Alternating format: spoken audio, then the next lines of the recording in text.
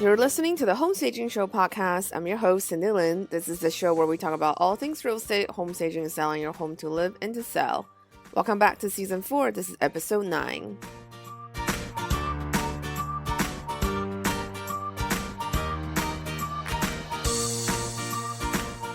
Our show is brought to you by our in-house product, EcoJo, the eco-friendly St. Joseph statue home selling kit. In real estate, there's a tradition of burying St. Joseph statues for good luck. But because all the existing products on the market were made with plastic, we made an eco-friendly version named EcoJo. He's all natural, won't harm the earth. For more information, you can visit our website at www.ecojokits.com. That's spelled ECOJOEKITS.com.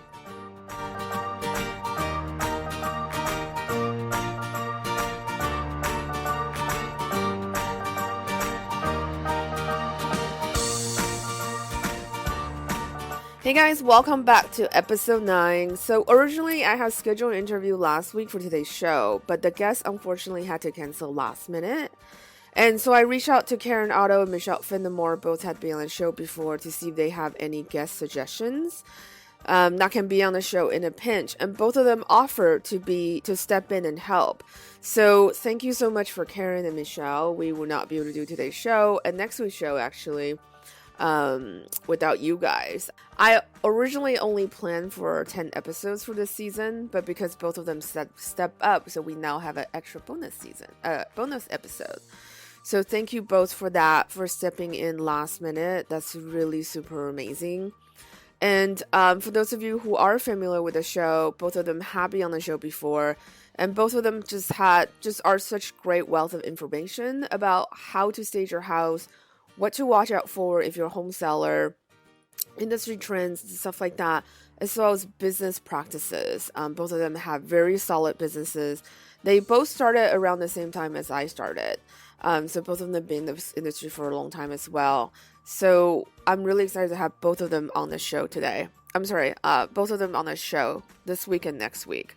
So you'll hear from Karen this week and Michelle next week.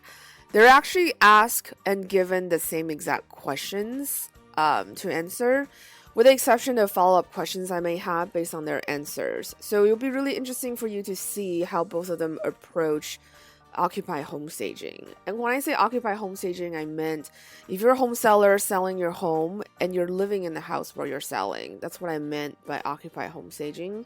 Some people call it redesign as well, so you might hear both of these names being used interchangeably.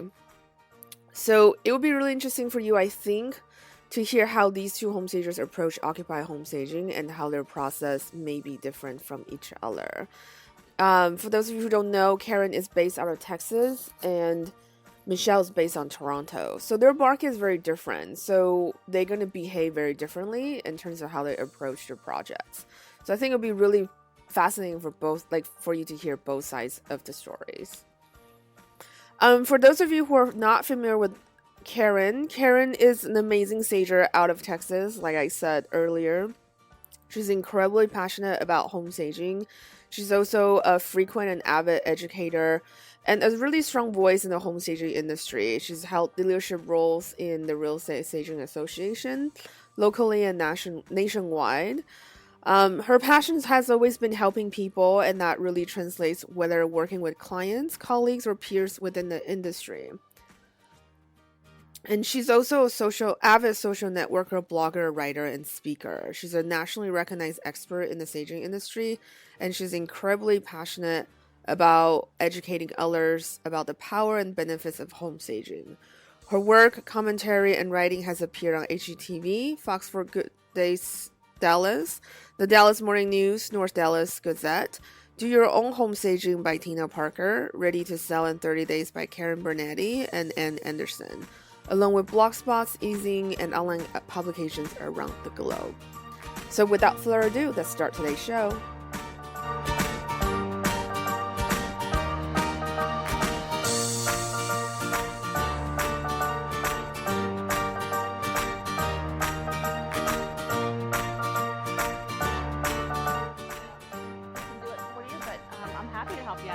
That's awesome. So it's been a while since we last chatted. How has your market changed this year? Well, we're still in a seller's market. I think we may have been in the seller's market or beginning one when we last spoke. There's limited inventory, so sellers still have the advantage, especially in homes under $500,000 here. That's great. What is the average listing price of your market? As far as average, it depends on it's by city here, really. Because I live in Plano, Dallas is different. But I think average price per home in Dallas could be in the $300,000 to $400,000 price range, depending on the location of the home. In Plano, it's probably about the same, $300,000 to $400,000 as well. And that's kind of my sweet spot anyway. I generally work in homes under $500,000 as for the occupied home market, and I do higher price homes, but it seems to be that's the clientele that I work with mostly. That's very cool. And what are you seeing as some of the upcoming trends for rest of the year and for 2017? Well, as far as upcoming trends, I mean, I don't love trends because they come in and out, but I see eclectic styling becoming more and more used by homeowners, and they're learning how to blend traditional and eclectic and vintage pieces. I think transitional pieces that can mix well in any home, whether it be a mid-century modern, a very traditional home, a contemporary style home. I think people are learning the balance between how to blend styles, which I think is great. Heirloom pieces with a history, I see them being repurposed and refashioned, like grandma's china hutch, possibly the top being taken off and the bottom being used as a TV console or an entry table. Sometimes they're painting it, sometimes they're not, but being able to keep family heirlooms and be able to use them. I also see the mixed textures still and the mixed metals still staying on trend. And I'm seeing some jewel tones coming into the market this season too, and I think that's great. I think accessories can always help kind of infuse a new life into maybe a bland palette that somebody might have. And then something about small spaces too, and how people are kind of craving a quiet little nook or using a small corner to kind of retreat from that open floor plan that people are so loving, but they want some privacy too. So those are a few of the things I see happening, and I think they're all exciting. That's interesting. Do you think it's because shows like Fixer Upper, that's why it's becoming popular with the trend? I do. I think it's reaching a saturation point in some markets. The big box retailers like the Michaels, Target, Hobby Lobby, they tend to kind of follow these trends, and you see an influx of certain styles. But as you start to see it coming in, it soon goes out because people do get sick of it. I think you have to use a light hand when you're Yeah. incorporating those things because it just gets old and tired after a while. I think so. And I think by the time big box retailers pick it up, usually it's on the way out, I feel like. It's become so mainstream that then people are going to be sick of it in a year or so. I agree. But in my market, especially in Texas, I think in southern states as well, the vintage farmhouse, rustic, eclectic style really never goes out. It's Hmm. just you don't need every corner of your home having a piece of it. Yeah, exactly. It's kind of like remember how Mason jar was really, really trendy and now it's all calmed down since then. Yes. They're still Um, great for drinking out of. yeah, I still like my Mason jar. And so, like, how about real estate market? What are some of the trends that you're seeing? Here locally, Yeah. well, I see a lot of the older homes, smaller ranch style houses. A lot of the investors are going in and opening up the floor plan, which people love, but it's a challenge too when they're not furnished. And I'm getting a lot of calls, especially this summer, with homes and that fit that profile where it's an older home, under 2,000 square feet, maybe 2,500 square feet. The walls have been opened, and people are so challenged by what do I do with this space now that you really need to identify what that space is used for. And when you're considering renovating a home, just don't follow what the other guys are doing. Take into consideration how someone's going to use that space, because I really feel like because everybody else is doing it doesn't mean that's the right thing to do. And I keep saying, Dallas, we have a problem in my head when we get a call for one of these houses because it seems to be epidemic right now. I love that they've redone the homes, and I think that's great. And the wood floors are still in. The gray tones are still here. I do think that's going to trend out eventually too. Granite and silestone and other stones are being used as far as countertops. But I just caution people to be careful about opening up walls without really understanding how that client's going to be using it. Yeah, no, I agree. And especially every market is really different. So definitely like find out what works for your market as well before you really invest all those big bucks into breaking down walls and stuff like that. What I'm also seeing with builders, and I think this is a national trend, is if the home is 2-story, they have at least 2 bedrooms and 2 full baths downstairs. Because of our aging population, we have family members that come and stay with us for extended periods of time. And a lot of people don't want to walk upstairs. I see a lot of, my age and, midlife transitioning as they're buying a new home. They want a single story. They don't necessarily want that 2-story. And if they do have it, they want 2 bedrooms and 2 full baths down. Yeah, I agree. I think the aging population it's also a great niche, I think, for real estate professionals because that's a real concern. A lot of countries are having that issue right now. There are less and less young people. There's a lot of people who are just aging. So actually, that didn't make any sense when I said it. Sorry. No, it's true. It's I mean, really the baby boomers are aging and they have money to spend, but they also want to enjoy their homes and not feel, bound by restraints or, things that are not going to be helpful in helping even an older family member come stay with them. Young kids too. I mean, that families like to be on the same floor with their children. So I think the trend is to really consider as we age, how are we going to use that home? Is it going to be a forever home or is it a transition home? Yeah, like my mom is approaching 70s and she actually hates stairs now. It's like she does not want to climb any stairs as much as possible. Yeah, I agree with her. And I'm not approaching 70, but I don't love stairs either. Yeah. None of us do, especially when we're carrying furniture. Exactly. So I'm really excited to have you back on the show because I know you do a ton of occupied homes. Can you tell me a little bit about these type of projects? Like, what are some of the advantages of living in the home while you're selling, and what are some of the disadvantages and challenges? Well, I will like to say that the occupied home market is really the majority of homes for sale.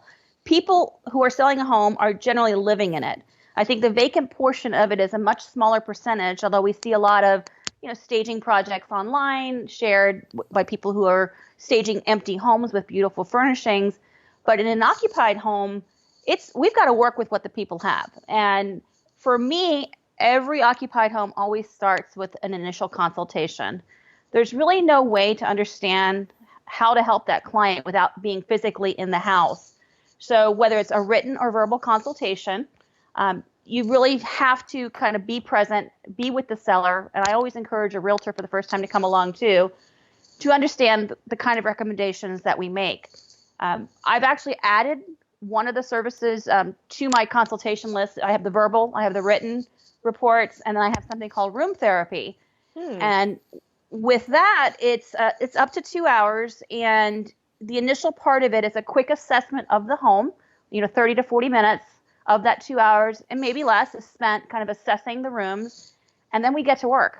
In that 2 hours that remains a part of that time, myself, the homeowner, the realtor, we can style at least 1 or 2 rooms of the home, if not more, depending on how willing they are to work. But I'm finding this happening more and more, especially as I develop relationships with agents. I've been doing this for 10 years. They can prepare them on some levels for like carpet replacement, walls being painted, and they want to utilize that 2 hours differently. So I have 3 services that I offer, and that one has become a very popular request to kind of hit the ground running and all hands on deck for who's there that day. That's interesting. Do you do room therapy for people who are living, like they're not selling, but they're just living in the home and want to redo the house? We have really tailored our market to be strictly the staging to sell side. So anyone that wants us to stage to dwell, that's really not in my wheelhouse of love. I don't love to do that. It's a lot more time involved in some cases, and I'm happy to refer that work, but it's a great revenue stream for someone who does love that and loves that aspect of it. But we really have focused so much on the staging to sell side that that's our primary market. And I don't have time for the redesign and the restyling of someone's home while they're living in it. That's great. I love that. Yeah, I love that you're very focused about your business. I think that's great. And that's why you're successful, because you know your market very well. But it took a long time. I think people they kind of cast a wide net and see where it sticks. And that's usually in the beginning phases of a business. Yeah. But for me, I quickly figured out what I liked and what I didn't like. And I am not, everything to everyone. And I don't think anybody is. But when you're starting out, you kind of need to get the experience and figure out what you like. And some people do it all. And that's great. And they've got big teams. But I really don't have time in the week to do anything other than focus on the client base that we've established.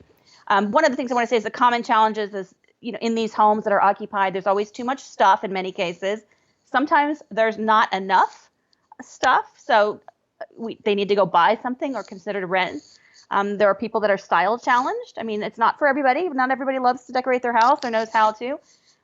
So we kind of help them focus on what they need. I've even made checklists now for them to go out and shop for themselves if they don't want to rent. I try to package it and make it easy for them to figure out how they can do it themselves first. And of course, we can always come back and help them. But I would like to empower them to be able to do the work themselves. That's great. I love it. I love that you empower the sellers as well, because I think they also need to have skin in the game, because I definitely have worked on a project where the agent is really pushing for it and the seller is like not really into it. And it causes a lot of frictions and miscommunication. I think it's hard to convey to someone, that hard conversation of what needs to be done. But if you develop a language as a stager, even a realtor who wants to give some advice to their client, you have to develop a language it's not offensive, not insulting, but gives them the power and the tools to understand why these things need to be done. And I sometimes feel like a broken record because I say a lot of the same things over and over. But for my clients, it's often the first time that they're hearing it, or they may have thought it, and this is just, acknowledging what they had already thought was what they need to do. In some cases, I'm telling them they don't need to do it, and they're shocked that they didn't need to paint, the pink daughter's bedroom. I don't think that's a high priority as far as, the scope of the work.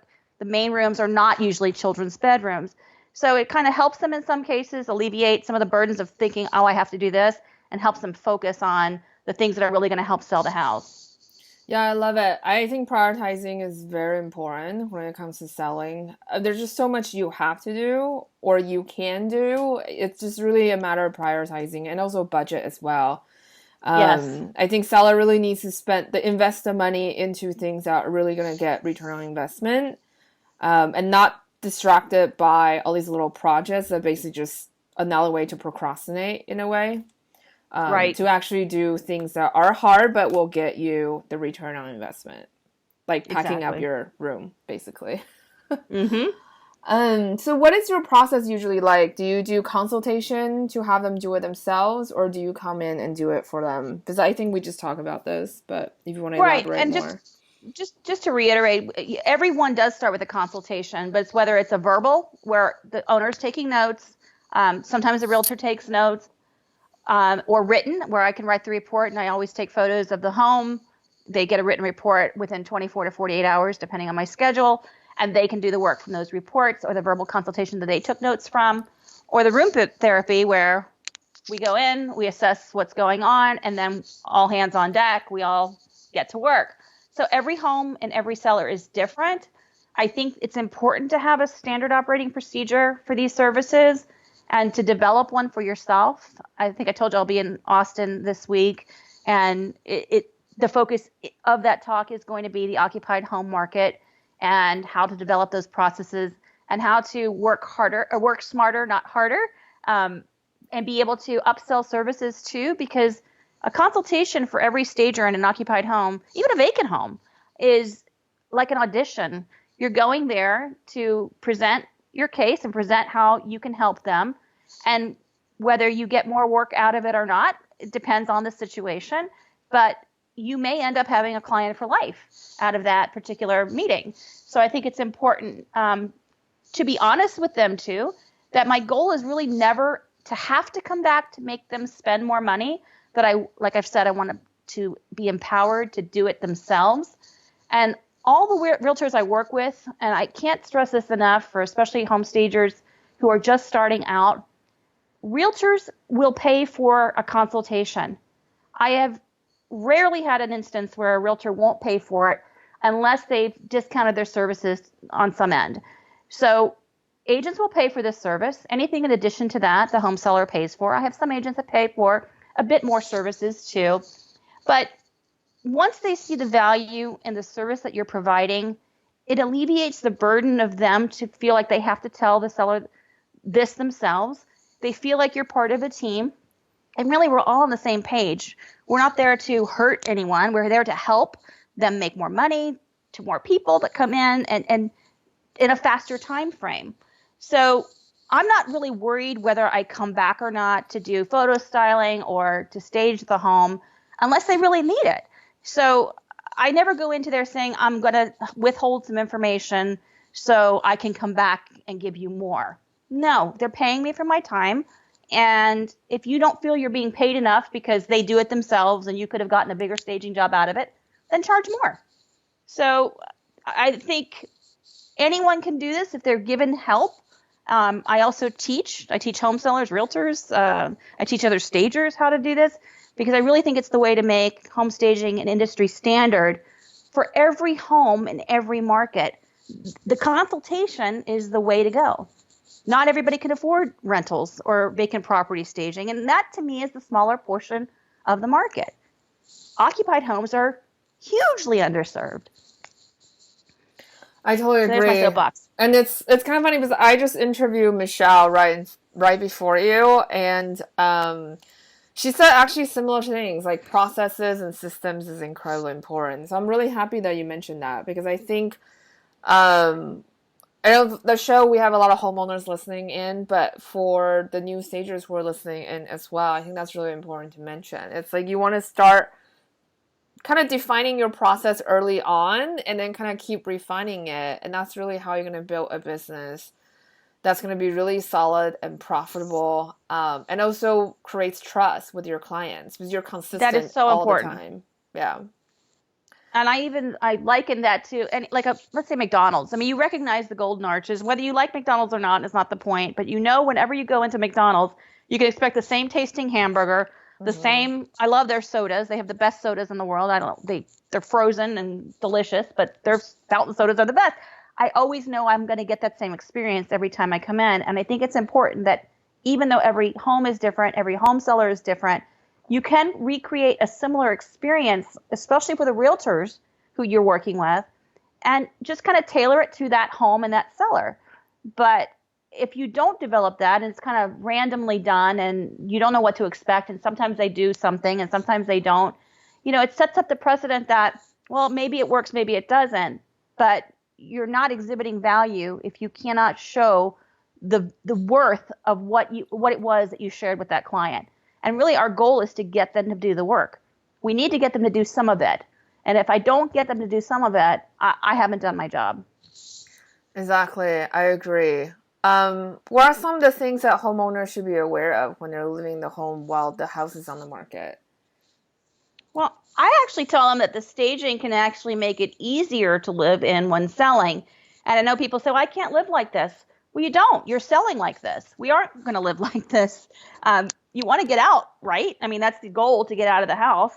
If you really don't want to get out, then maybe you won't do anything and you'll impede the process. But the stuff that we identified that already needs to be packed and moved out will already be done. So you're ahead of the game for moving. And the time to leave for a showing will be decreased because you don't have a ton of stuff to do at that point. So, and buyers really don't want to be reminded of any work to do when they're buying your home because they're looking for a solution. They're looking for a lifestyle, a new, dream as far as where they're going to. So your home should solve problems that their current residence is not. So we're a marketer, we're packaging a product, and we have to get them on board with the idea that you've got a huge product to sell. It's probably the buyer's biggest investment. It's also probably your biggest investment. Why not do something to make it worth what you're asking them to pay? Exactly. And what do you generally recommend these sellers do when they're going to live in a home while they're selling their house? Well, first of all, you try to disconnect as far as emotional attachment to the house. I remember crying when we had to sell our home. We were moving cross country, and it's especially if my kids were born there and they took their first steps there. It can be a very emotional process for folks. But if you've made the choice to do this, you're going to have to remember that someone else's lifestyle dreams, new memories are going to be created here. So try to think of the home as a product, and also treat the buyers as guests when you get a call, not unwelcome inconveniences, because we want as many people in the home as possible when you're selling. Well, that's great. And what are some of your ideas to get the home ready for an open house quickly? Because I know it can be really difficult to live in a stage home. It's really natural for homeowners to kind of shift the things around to accommodate their own lifestyle. Well, the first 2 weeks are the most crucial part of the sale. So you want to, at least for the first weekend, the first week, try to keep it as it was staged. I like to leave a checklist for them as reminders of what to do, from logging off your computer to making the beds to, hiding jewelry and prescription medication. So they have that information in hand prior to ever having someone come in the house. But it's kind of like, I've heard that Restoration Hardware, at the end of the day, if there's scuffs on the wall, they come out with paint and they'll paint scuffs and dings in the wall so it looks fresh in the morning. So when the store opens, it looks beautiful. Mm-hmm. And that's what we want to do with our own home. So we're not selling, a $50 candlestick. This could be a several $100,000 investment for someone. So think about how you feel when you walk into a store. And if it's a thrift store, you expect it to be dirty and, things randomly placed, maybe some things flying on the floor. But a place like Restoration Hardware, you're not expecting things to be that way. And you're willing to pay more for that $50 candlestick at Restoration Hardware than you would be at the thrift store for 50 cents. What are some of the things that buyers get put off by when they tour the homes that are occupied by sellers? And what can the sellers do to prevent that? Well, some easy things like too many personal photos. And I'll tell people too, it's like they might have beautiful family photos, beautiful pictures of their children. We don't know what phase at life or what, trials a buyer might have had in trying to conceive or is going through, a loss in the family. So it's best to remove as many personal photos as possible. I'm even saying now remove an overabundance of inspirational wall plaques, because I'm seeing that a lot. Oh yeah, those are really bad. For some reason, it just seems to be very prevalent these days. And ironically, and this is not to say that anybody that has them on their wall, this is going to happen to, but the ones I've seen them most in lately are people that are actually going through a divorce. So, oh no.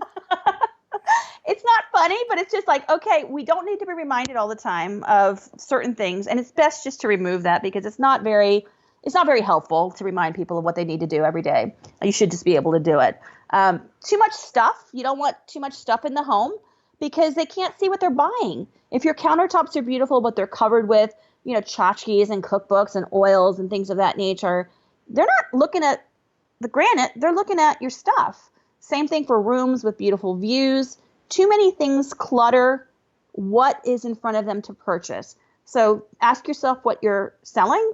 And if it's not the collection of crosses that are on the wall, then remove them and let the buyer see themselves and how they're going to live in that home. Very religious and political items too, especially during this time of election season. It's best to remove it because your party affiliation, your religious views, unless you don't wanted to do it, it shouldn't affect whether or not someone buys your house or not. And it can. Yeah, no, I agree. I think also people are naturally, they're going to pass judgment onto your stuff, whether you like it or not. And that can cause a distraction when buyers are touring the home. And going back to like the inspiration posters, for example, those can come across very cheesy, especially I think that show, How I Met Your Mother, remember Barney's office? It was like plastered with all these like teamwork posters. I think it's become such a joke that people just don't take them seriously and they just see something. It's like a joke, basically. It's very cheesy to do. Right. And why spend time reading plaques when you want them to see the beautiful hardwoods that you put in? Exactly. And then can you tell me a little bit about your process on the actual staging day? Like, what do you do as a home stager when you're staging an occupied house? Well, there's always a contract involved with, anything that's going to be moved or moved around, slid around. So that needs to be done first before we get to work. But preferably the client isn't home. I ask that to be in the contract. But I cannot force someone to leave their house. It is their home, and sometimes they don't want to leave. I'm essentially a stranger. Our team could be strangers to them, and they want to be in another room working, and that's fine. I know some people get very upset with the idea of someone being in the house while you're staging. However, it's their home. We should get comfortable with the uncomfortable in these cases. Since they've always had a consultation prior, unless they do the room therapy, and we're there and moving things that day, then the larger items have generally been done, whether it's furniture that was too heavy to move out, whether carpet needed to be replaced, painting was done. So on the actual staging day, we're doing the tasks that are going to get it ready for photos and for showing. I treat an occupied home without rentals or enhancements with any of my accessories, basically as a photo styling day. So it's actually exciting for the seller to imagine that their house will be styled for staging like a magazine shoot. And I kind of always put it in that regard. And we're so used to HGTV shows and, house pictures and Pinterest that most sellers understand this process now. When we started out, 10 years ago, I think you and I are both about 10 years in. Is that correct? Yeah. I think almost 11 at this point. Well, there were no big shows like that. There were like Trading Spaces. There were some HGTV shows. But people have gotten so used to this that it does feel like it's going to be a reveal after the work has been done. I will involve anyone that's on site, including children. If they're there for the summer and they're up in their rooms, I'll put them to work to put toys away or straighten up their rooms, get the vacuum out, go outside and scrub some patio furniture. So give them something to do if those things haven't been done at that point.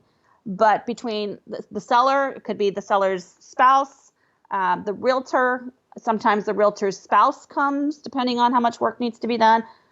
I basically have free hands to do the work that they're paying for. But it actually makes it go quicker. They have, like you said, skin in the game earlier. And it becomes a fun process for everyone. Now, is that ideal in every situation? Absolutely not. But I'm finding more often than not that there is always someone in the house when it's an occupied home when we stage. Now, if we bring in rentals, that's another different contract, and we can still orchestrate that in a similar fashion. But we do ask if we are bringing in our own things that nobody is in those rooms while we're installing it because of liability. Interesting. And what is your styling process like on these projects? Because I remember I took a redesign course from Iris. Remember Iris when they were still alive? Yeah. They teach this process where they will take all the decorative accessories off the walls and then put them in a pile in the corner of the room, and they will do the furniture first and then shop from the accessories pile. Do you follow like a similar process? What is your styling process like on staging day? When I teach a staging class, and I'm glad you brought that up, I will recommend when you start out, you do something similar to that. Because if you're just starting out and you don't have a system in place, I think it's great if you can follow that. But it's also very time consuming in some cases to remove everything and then rebuild the room. After 10 years, I kind of know what we're going to do based on the initial consultation. If the pre-work has been done once we get there, it's really a matter of just kind of rearranging and rehanging what's already in the room. So while that process works great when you're just starting out, if you've already had a consultation done on the home, Because I've never really gone out to give a bid on an occupied home just to stage it and us come back and do everything. It really isn't a good use of the time and the money that they're going to invest for me to pack up and move things out. So that's why I never go into a home without having seen it first and done a consultation of some sort. And that room therapy part of it, what I was telling you about, we can't get to every room at that point. We try to focus on some key rooms, and they basically get the message on what needs to be done in the rest of the rooms. But no, my process is we go from room to room. We focus on the key rooms and restyle by rearranging, sometimes removing. We may have made a suggestion to leave it in the space just to keep it to see once everything else was pulled out. But it may end up coming out and just get stored in the garage. So at this point, I don't know if that's helpful for people to understand, because you have to develop that system for yourself. But I'd rather utilize the time to actually get the room staged than pull things off walls and pull things out of the rooms to rebuild it. Yeah, I agree. It does take time. I think for stagers who are listening, it does take a little bit of time to kind of hone your system and find your groove, so to speak. Like, what's the best way for you to approach projects? Well, that's why I always say with an occupied home, it should always start with a consultation, whether it's an hour or 2 hours. We do up to 2 hours because I generally find that an hour is not enough. It's usually always goes into the half hour, but even the follow-up could emails or photos that I might send, I include that in that 2 hour time frame if we've finished early. But I think it's important to identify areas for addressing prior to coming back and actually staging the home if that's what they call you back to do. Yeah, I never stage a home on sight unseen. I think I've heard stagers who have done that, where they show up the morning of to pull inventory. It's not something I do. I have to look at the house and kind of think about the space, like how we can best style it for the best use of budget and also stylistic decisions. So, yeah. Agreed. And I think you talk about this. I was going to ask you, do you move in inventory as well to fill in what's needed? But it sounds like you do. We do, but I also have that shopping list that I give them. I've identified probably about 7 or 8 key items that many home sellers lack as far as decor, from large scale mirrors and art to, brand new bedding. There's a checklist that I give them, the stores to shop at for it, and then there's a line for what room it's going to go in. So again, I'm giving them so much information at that point that oftentimes we don't need to come back to stage it and for them to rent our inventory, because quite honestly, it costs sometimes more for us to stage and rent than it would for them to be out there buying it themselves and being able to keep it. Yeah, I agree, exactly.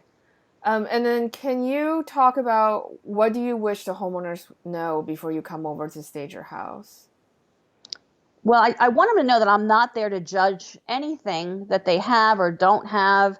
I'm not there to remove them from the equation of their home, but they are selling, and that the staging is for the buyer at this point, and that anything I recommend to them is really with the buyer in mind, because we're trying to attract them and lure them in. So they need to think of themselves as a marketer, a seller of a product. And again, to go back to that, removing the emotional attachment to the home and it being their largest asset. And it's also the buyer's largest purchase in most cases. So we really shouldn't treat it any differently than any other product on the market. Exactly. And if the homeowner wants to put their home on the market while they're living in it, how early should they start the prepping process, and what should they do to get started? Well, depending on how much or little needs to be done, each situation is very different. I've seen homes a day before the photos were scheduled, and I've seen them a year before they're selling. So it really depends on the seller and the realtor. But I've established such a good relationship with the realtors we work with. They often know, the time frame and call me in well in advance of when that home needs to be listed. Sellers really should educate themselves too and look at online comps in their neighborhood and what's trending, what's sold for what, but look at the house. Did they have granite and wood floors, but you have carpet and laminate? So consider what your home looks like in comparison to your neighbors. I'm often the voice of reason too when it comes to a seller who thinks that they're going to be ready by the end of the week and I've met them on a Monday, but they really need a few weeks to a few months in order to get themselves ready. And some agents will wait for me to meet with them, for them to decide when they're going to list, because they want to know, what is the seller willing to do? If they want to do the bulk of the work and agree to the updates that might be recommended, then they will wait to list the home. They'll even wait in some cases to price the home, because really it's dependent on what is being done to the property. There's that low, mid-range to high price per square foot in a neighborhood. If they decide to do, some, they might price in that mid-range. If they do it all, they could price at the top end of the price per square foot. If they just choose to do nothing but just maybe get it cleaned and ready, and there's some updates that need to be done, then that conversation for the pricing at the lower end of the market is easier for my realtor clients. Exactly. And what do you find challenging when it comes to occupy homes? Well, you have to work within the constraints sometimes if budgets are tight of what's there. So that could be a challenge. And I know it's discouraging for stagers when they see beautiful photos that other stagers might be posting of before and afters of homes that new furnishings and decor were brought in. But quite honestly, most of America, most of the homes will not be able to afford that. So it's important to understand that doing something is better than doing nothing, and we can always improve the aesthetics in a home regardless of what they have. And I will say I've been starting to use the phrase, nothing is better than the wrong thing.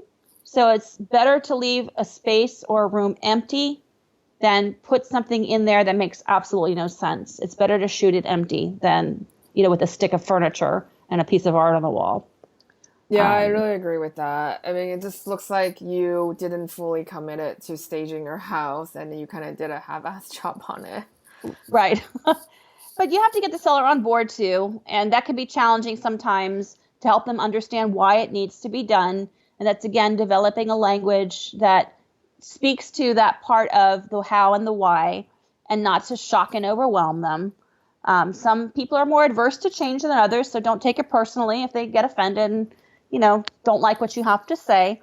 But I think it's important that we do convey the message in a language that resonates and not insults the client. I agree with that. Say a homeowner wants to stage a house themselves. What would you recommend? Well, I actually helped it was a blog for storage.com. It was 7 pro tips for staging your own home for sale. And I have the 7 tips laid out. The first one was take a photo of each room. A lot can be determined from looking at your photo on your computer or on your phone. It can help you determine what should be removed from the space, what might be crooked, things that are impeding the flow. So take a photo of each room. I clear out small items too. My benchmark for small is a cantaloupe. So I always use that fruit as my benchmark. If it's smaller than a cantaloupe, get it out. It's visual clutter, especially in pictures. As far as kitchen decor, that was my third tip. Anything that's above the cabinets, I generally always remove. My benchmark is 18 inches from the base of the top of the cabinet to the ceiling if you want to have anything up there. But again, if you have a beautiful kitchen, in a photo, anything that's hanging over the cabinets, it just looks like a jungle, and it kind of clutters up the vision in the photo. And if you've got beautiful granite and stainless steel appliances, you want them to focus on that, not the stuff that you're displaying on top of the cabinet. So generally now I'm always taking it off. Number 4 was use large scale decor. I think it's really important that scale is proper in a space, and one thing is better than a bunch of things on the wall unless it's a series and you can make it large. But focus on focal points like a fireplace mantle, over your headboard, even in the dining room, a beautiful mirror to reflect back the art or the space and the light. Buying new bedding and linens. I think we all can do this. We all kind of wear out our linens, from our towels to our bedding. So buy yourself a fresh set for when selling. You know how you feel when you walk into a hotel and it's crisp and clean and white and everything is fluffy. We love that. So why not recreate that at home? And you can take it with you to your next house. I think the outdoors are sometimes often overlooked too. So don't overlook any great outdoor, any entertaining areas. even if it means having to go out and buy some new pieces, like a couple Adirondack chairs and a brand new umbrella. I think it's important, especially in a smaller scale home, that the extended living area outside is paid attention to. The seventh tip was hire a cleaner. I think if you've never hired a professional cleaner at any point in living in your home, when you're selling it, that is essential. A clean house says I've been well cared for, and it kind of alleviates that burden of you to have to really deep clean from the baseboards to the ceiling fans to the refrigerator. People look everywhere, so I think it's a really valuable thing to do. That's very cool. I love the 7 tips. That's great. Thank you. And how can homeowners keep up with the staging while their house is on the market? Well, it's going to be pretty simple. Like I said before, I think living in a staged home is easier than living in an unstaged house because you've packed up, you've decluttered, you've gotten it ready for market, for photos, and for showings.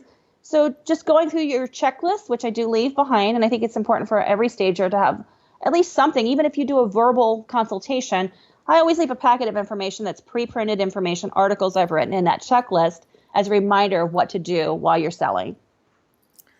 That's great. I'm a big fan of checklists. I think checklists is a really good way to make sure that you remember everything that you need to do and then some. Absolutely. Yeah.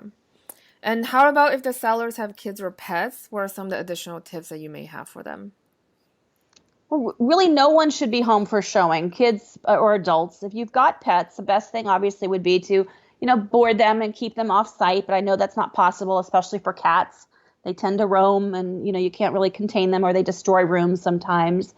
But animals like dogs, especially if they're large and scary and they bark, oftentimes people, even the notes are in the information sheet to the realtors, if they hear a large dog barking and it doesn't sound like it's contained, they may not even come in for the showing. So I think it's important to at least contain the dog or dogs in a room or a crate if you haven't already trained them in one, a room or a laundry room, or a neighbor, ask them to come over. But if they're in the home and they're in a room or in a crate, I will say to close the door, take a picture of that room before, if it's a bedroom or something, leave the picture on the outside of the door, and also put a note that says, let's say I'm Maverick and I'm a Rottweiler and I may sound scary, but I'm behind this room and I'm more scared of you than you are of me, but don't go in here, so warn people so they know that the animal's in that room. So take care of your pets because I think it's their job to take care of your home. And if they bit someone or did something, they're doing their job and it's not their fault. So it's our responsibility as a pet owner to make sure that they're safe and the people that are coming to see the home are safe. And what are some of your favorite styling tips? Well, simply like shop your own home. Before you go out and buy something else, you might have something in one room that can be used in another. Think of the rule of odd numbers. So odd numbers are better than even. So 1, 3, or 5 when styling a table or a dining room. Think of also repurposing items. I recently posted something on Instagram that showed 2 end tables that were put up together and they created a console under a flat screen TV. So repurpose, reuse, and think of simple design tips to help you stage your own home. That's great. And then what are some of your favorite props that you use all the time and why are they your favorite? Well, I use lots of mirrors. There's a few screens I love from Pier 1 too. They've been used for headboards. They've been used in a series on a wall. So large scale items are always important. Other favorite props that I like too are lamps. I think it's important to have matching lamps with the right scale, especially in a master bedroom. That's one of the things I'm always telling people to go out and buy because usually they don't have a lamp or they have mismatched lamps or they're way too small. And also new pillows, down-filled especially. If you've got a leather sofa, they won't slide. Pillows that aren't down-filled, the feather-filled, tend to slide off of those sofas. And in many cases, if you've had pillows for a long time, they look like pancakes. So it's worth going out and buying a few things like that. Very cool. And then lastly, what is the one tip you'll give to homeowners who's going to live in the home while they're selling? Well, remember that you want to sell your home. Whether or not it's for a good reason or not, you are in the business now of marketing a product, getting it on the market, and it's your largest investment, but it's also the buyer's biggest investment. So keep in mind that anything you do to help attract as many feet in your home and eyes in your space, the better the price and the faster the sale. That's great. Thank you so much for being on the show today. I really appreciate it, especially so last minute. Absolutely. Thank you so much for having me, Cindy. I'm glad to do it.